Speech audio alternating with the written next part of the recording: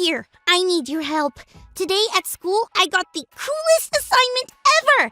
I get to write my own fairy tale, a story. Everyone in the class gets to make up their own fairy tale, and then we get to share it with the class. I want mine to be the most fairy tale-erific. No, fairy tale-tastic. Well, you get the point. It has to be great. Will you help me? Awesome! Okay, what makes a great fairy tale? What do I need first? A hero. Yeah, a hero. No problem there. We're supposed to write our own fairy tale. So, would it be okay if our hero will be yours truly? That means me. Okay, a hero. Check. Thanks. I knew you guys would be great helpers. Now what? A problem. A problem! Yes! That's something hard that the hero has to face. Of course! That is awesome! Oh, I got it. This morning, I had to step over a puddle on my way to school. And it was, well, just a small puddle, but I had to stretch my leg out a bit to get over it. No, a bigger problem. Yeah, you're right. That's not a big enough problem at all. I got it.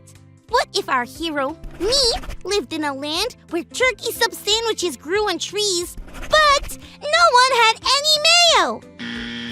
Yeah, you're right. If this is going to be fairy tale-tastic, it has to have a bigger problem.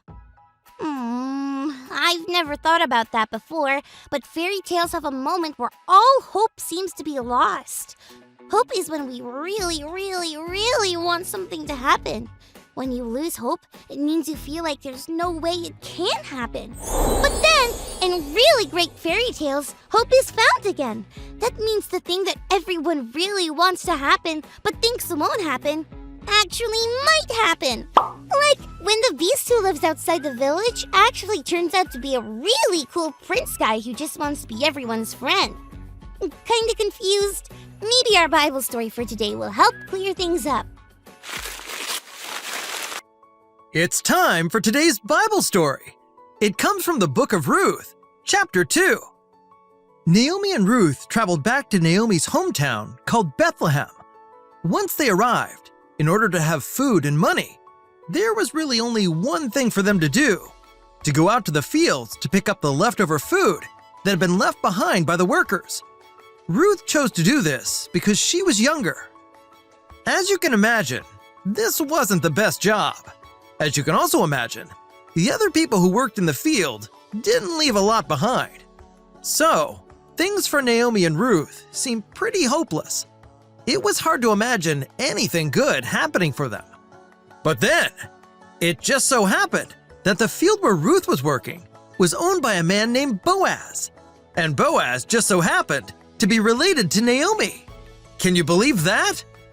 Boaz saw Ruth and was kind to her. He told her to gather as much as she wanted from his field, and also told her that she should come back to his field to gather every day, because he would make sure she was safe and taken care of. Ruth went back to Naomi with plenty of food for both of them. Ruth shared what had happened with Boaz. Naomi thanked God because this was really good news. It meant that God was still taking care of them.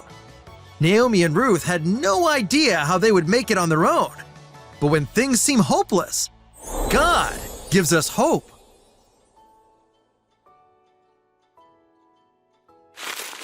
That was so cool! This story with Naomi, Ruth, and Boaz kinda does seem like a fairy tale. And it really helped me understand hope better. When my family is going through something hard, the first thing my parents do is pray to God. That must be because God gives us hope. That makes me happy and hopeful that I can write this fairy tale for my class. I think it will involve an enchanted forest. No, a giant ogre. An enchanted forest with a giant ogre. Yes! What fairy tale would you write, friends? Well, whatever you come up with, remember not to give up, because no matter how things look, God gives us hope. Thanks for learning and growing with me.